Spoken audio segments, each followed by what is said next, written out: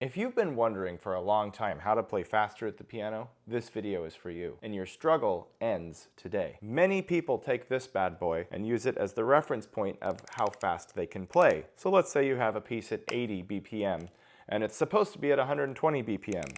The traditional method of getting faster is get it somewhat fluent at 80 or even perfect, and then only when it's very good you move to the very next click, which would be 84, and then the very next click once that's perfect at 88, and so on and so forth until you eventually and inevitably hit 120. Hundreds or even thousands of reps later. Does this sound familiar? Now, this might sound even more familiar if you were trained like me, where you'd have the pencil method.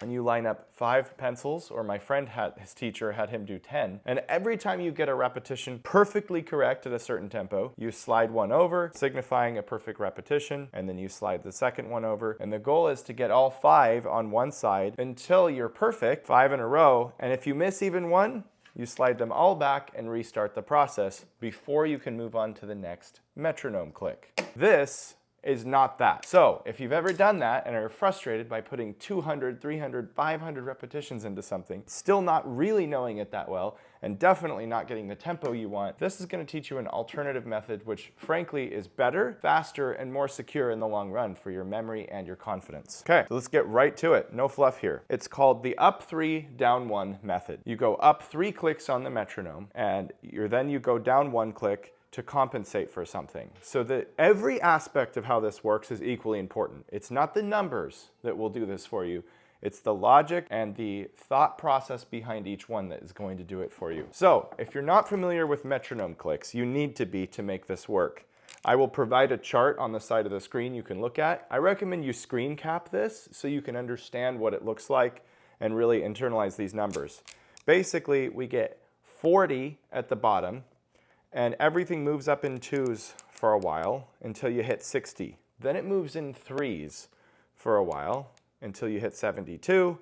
Then it starts moving in 4s for quite a long time until you hit 120.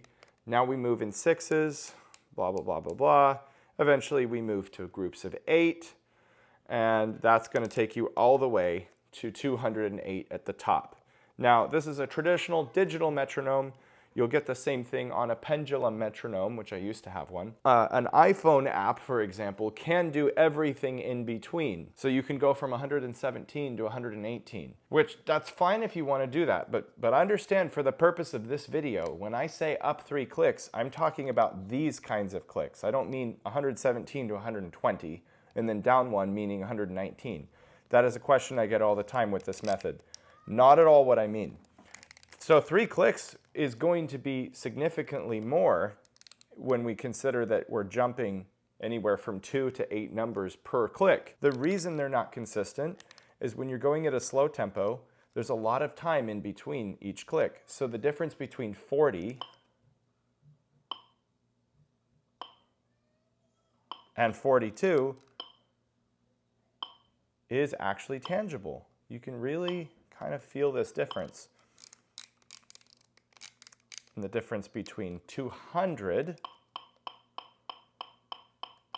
and 202 would hardly be noticeable because they're so close together already that you would basically feel like one is the same as the other. So you need to have an 8 click or an 8 number difference between 200 and 208 to get that same level of feeling.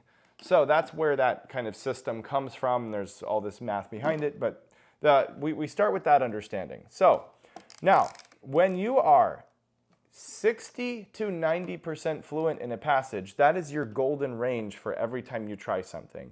If you're ever less than that, let's say you're 50% fluent in a passage, every other note you're getting wrong or less, you're going too fast or you're doing too much in one go.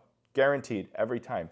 Even on, well, maybe not the first time like sight reading, but even on the first repetition of the day working on something, you should be getting more than 60% of your notes correctly.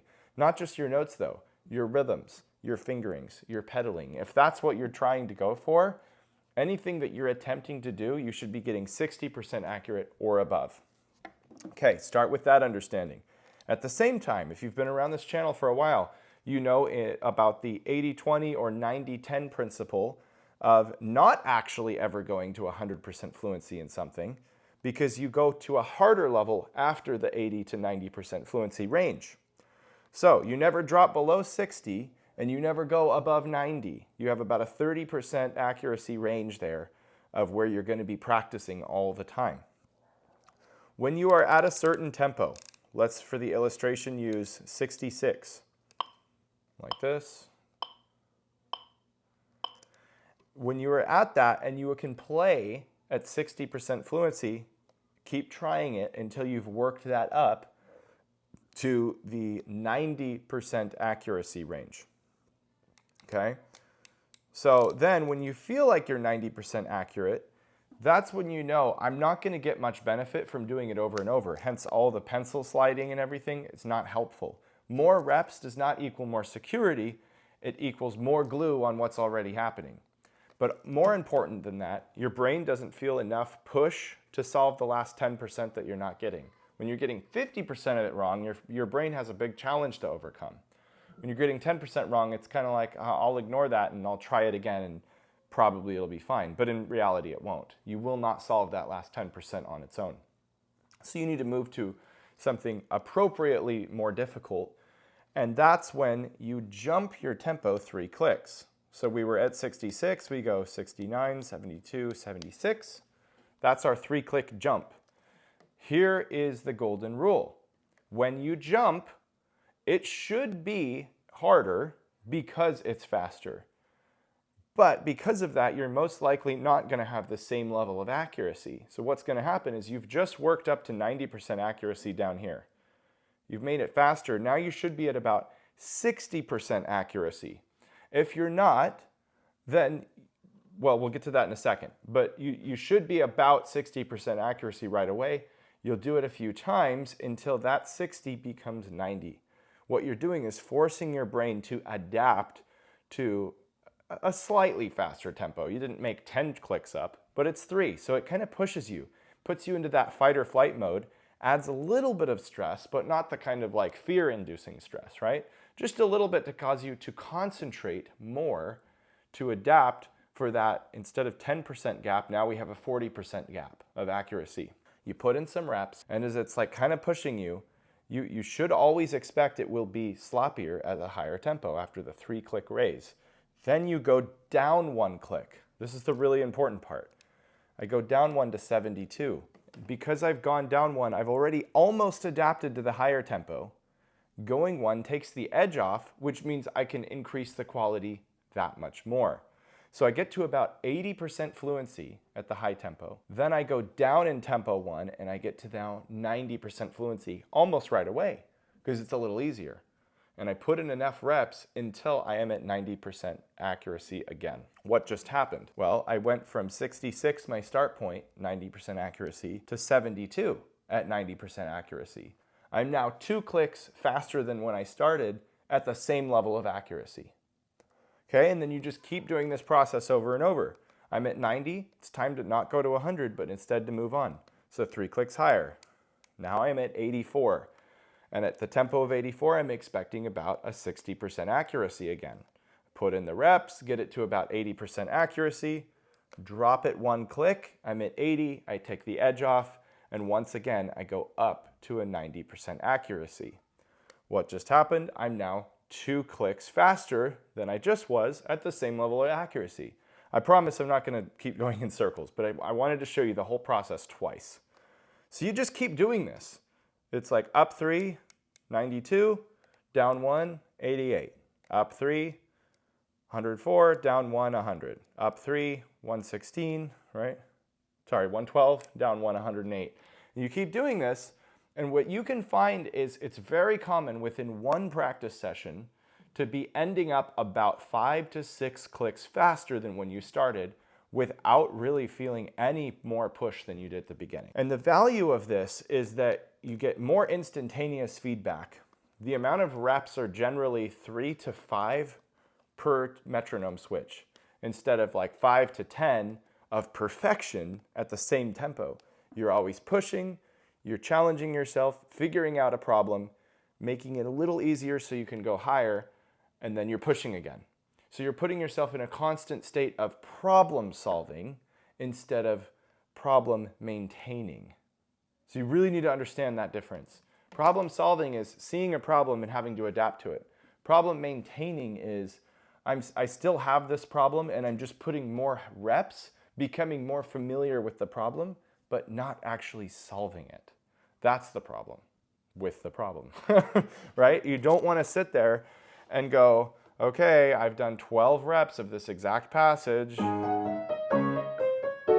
and it's like 90% there, but I just better put more reps before I go any faster. That is absurd. Your brain is begging you for more of a challenge and you're not giving it, so the learning curve goes down and it becomes this negative cycle that actually makes your playing worse instead of better. That's why people say, I've worked on this piece for 9 months and I still can't do the runs very fluently. Because you never pushed it past the comfort zone, you kept it at the comfort zone. So there it is. It's really that simple. Now, let me clarify one thing. Does this solve everything? Absolutely not. Is it a tool that can solve everything in some circumstances? Yes, but you still need to know the basics of piano technique. At the end of the day, you'll be able to push quite a lot with this because it just kind of forces you to adapt. But you still need to look, am I moving right? Do I have relaxation in the wrist? Do I have rotation where necessary? Like if I just use fingers there and I use the metronome workup method, I can do that, but eventually I'm gonna get stiff versus like learning to relax through rotation. If I'm playing Schubert's Erlkönig, anyone could do it slowly with the wrong technique. I could do that and get to a certain spot and I'll still not be able to play faster because I'm using the wrong technique. I still need to learn to vary the wrist height, which can be trained at any tempo. And then when you've got that taken care of, then you're ready to start working up the tempo, ultimately leading to the max speed.